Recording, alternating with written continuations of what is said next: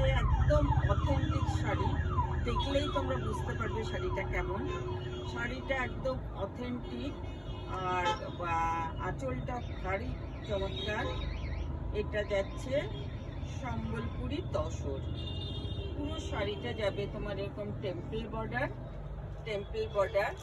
আঁচলটা যাবে ভারী সুন্দর একটা কালার, ম্যাজেন্টার সাথে একটা তোমার, এটাকে কি হলুদ বলে, চুনি হলুদ বলে বোধহয় না, একটু অরেঞ্জ টাইপের হলুদ, একদম কাঁচা হলুদের কালার।